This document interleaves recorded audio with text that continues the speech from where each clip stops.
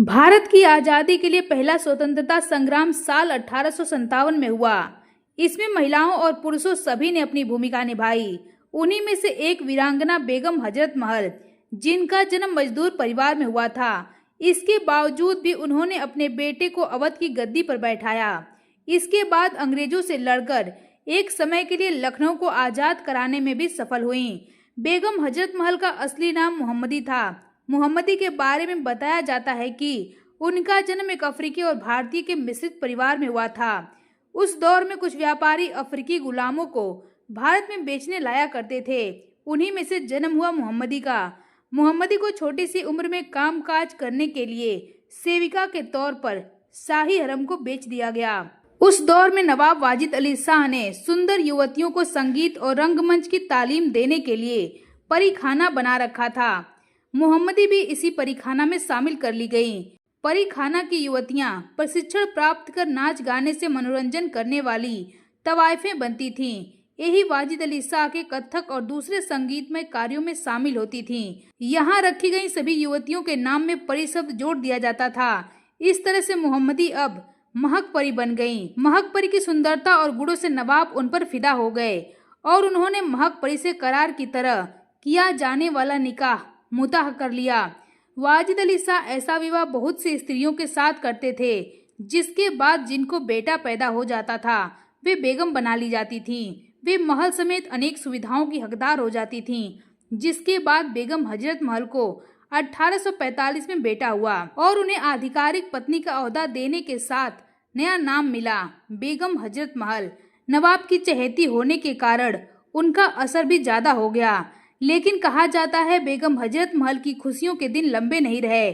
मशहूर लेखक विक्रम संपत ने अपनी किताब शौर्य गाथाएं भारतीय इतिहास के नायक में लिखा है कि नवाब की मां उनसे खफा रहती थीं। उन्हें किसी गुलाम की बेटी का रानी बनना कुछ खास पसंद नहीं था। जिसके बाद बेटा होने के 5 साल बाद ही नवाब ने उन्हें तलाक दे दिया, जिसके बाद उन्हें बेटे के साथ अकेले रहना पड़ा। अंग्रेजों ने फरवरी 1856 में अवध को अपने अधीन लेने का ऐलान कर दिया और उसी साल मार्च में वाजिद अली शाह को गिरफ्तार कर कलकत्ता भेज दिया गया।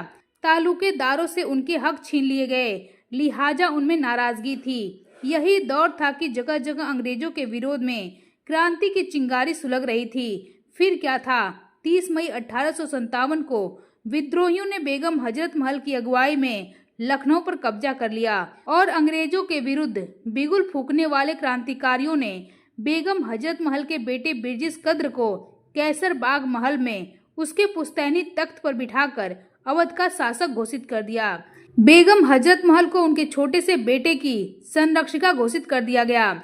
जिसके बाद ग्वालियर से आए फकीर अहमदुल्ला शाह ने लखनऊ में अंग्रेजों के सामने जिहाद छेड़ दिया, लेकिन थोड़े ही वक्त में वह भी हजरत महल और उनके बेटे की जगह खुद को इस लड़ाई का नेता बताने लगे। उनकी अपनी दलील थी। हुआ एक कि अंग्रेजों पर जीत के बाद सिपाहियों ने नगर में लूटपाट करना शुरू कर दिया। इसकी शिकायत शाह से की गई और कहा गया कि शाह उनके नेता हैं, लिहाजा उन्हें इस सिपाहियों को रोकना चाहिए। जब इस बारे में सिपाहियों से बातचीत हुई तो उन्होंने शाह को नेता मानने से इनकार कर दिया और यह उनकी उम्मीदों के बिल्कुल खिलाफ था। वहीं सैन्य नेताओं ने राजकुमार बिरजिस कद्र में भरोसा जताया।